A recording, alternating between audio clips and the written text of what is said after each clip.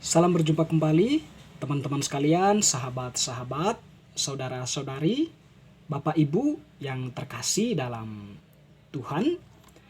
Mari kita kembali lagi pada kesempatan ini di awal tahun 2022 ini bersama-sama mendengarkan dan merenungkan sabda Tuhan yang kita ambil dari penginjil Matius bab 2 ayat 1 sampai 12. Bacaan Injil ini sekaligus merupakan bacaan hari Minggu 1 Januari 2022.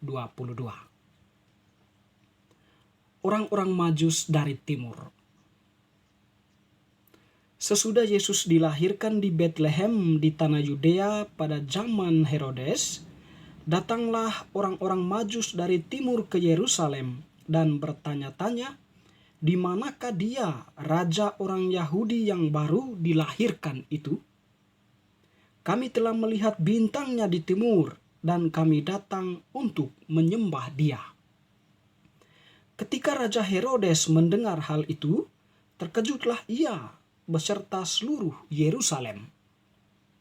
Maka dikumpulkannya semua imam kepala dan ahli-ahli Taurat bangsa Yahudi, lalu dimintanya keterangan dari mereka di mana Mesias akan dilahirkan. Mereka berkata kepadanya, di Betlehem di tanah Yudea, karena demikianlah ada tertulis dalam kitab Nabi, dan engkau Betlehem, tanah Yehuda, engkau sekali-kali bukanlah yang terkecil di antara mereka yang memerintah Yehuda.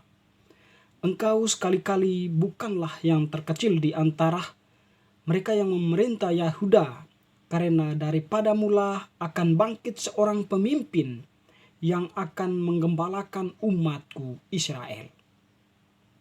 Lalu dengan diam-diam Herodes memanggil orang-orang Majus itu dan dengan teliti bertanya kepada mereka, bila mana bintang itu nampak?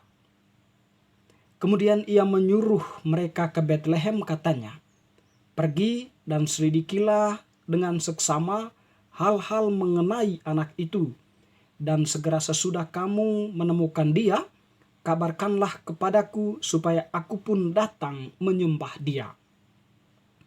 Setelah mendengar kata-kata raja itu, berangkatlah mereka. Dan lihatlah, bintang yang mereka lihat di timur itu mendahului mereka hingga tiba dan berhenti di atas tempat di mana anak itu berada. Ketika mereka melihat bintang itu, sangat sukacitalah mereka. Maka masuklah mereka ke dalam rumah itu dan melihat anak itu bersama Maria ibunya, lalu sujud menyembah dia. Mereka pun membuka tempat harta bendanya dan mempersembahkan persembahan kepadanya, yaitu emas, kemenyan, dan mur. Dan karena diperingatkan dalam mimpi supaya jangan kembali kepada Herodes, maka pulanglah mereka ke negerinya melalui jalan lain. Demikianlah Injil Tuhan, terpujilah Kristus. Teman-teman, sahabat-sahabat yang terkasih, bacaan Injil yang telah kita dengarkan hendak menegaskan kepada kita bahwa Tuhan yang hadir itu untuk semua kalangan atau untuk semua manusia. Dia lahir tidak hanya untuk kelompok tertentu atau tidak hanya untuk Israel saja, tetapi dia lahir untuk semua bangsa. Pada bacaan kemarin atau bacaan sebelumnya, kita mendengar bagaimana Allah menampakkan diri kepada para gembala melalui malaikat, lalu menyuruh mereka untuk melihat bayi yang lahir di kandang di Betlehem dan sedang terbaring di dalam palungan. Tentu di sini bahasa yang digunakan oleh malaikat bahasa sederhana, sehingga para gembala pun dengan mudah menemukan bayi Yesus yang telah lahir itu. Pada hari ini Tuhan juga menampakkan diri kepada orang-orang Majus dari timur. Jadi mereka itu adalah orang berada jauh dari Yerusalem. atau jauh dari Bethlehem. Dengan demikian mereka datang dari timur menuju Bethlehem berdasarkan bintang yang menuntun mereka. Ya, dengan demikian kita bisa memahami di sini bahwa cara Allah untuk menemukan atau untuk untuk membuka hati manusia itu berbeda. Ya, kalau berhadapan dengan para gembala, Allah menyampaikan menggunakan bahasa-bahasa yang akrab dengan para gembala. Sedangkan pada hari ini Allah menampakkan diri kepada 3 orang Majus itu dengan menggunakan bintang, sebab mereka itu adalah orang-orang terpelajar dan dari bangsa timur, bangsa yang jauh dari Yerusalem dan Bethlehem tentunya. Di sini teman-teman yang terkasih, ketiga raja itu datang dari jauh-jauh hanya untuk melihat, hanya untuk menyaksikan bayi yang telah lahir itu. Dan ketika mereka sampai pada tempat yang ditujui, di mana bintang itu berhenti persis di atas tempat Mesias yang telah lahir itu, mereka masuk ke dalam rumah itu atau ke dalam gua atau mungkin ke dalam tempat Yesus itu dilahirkan, dan mereka pun menyembah Dia. Sama juga dengan tindakan para gembala ketika mereka menemukan Allah atau Mesias yang telah lahir itu, mereka pun menyembahnya. Sebab mereka yakin bahwa apa yang dikatakan dari Allah itu merupakan suatu kebenaran. Demikian pun dengan para gembala hari ini.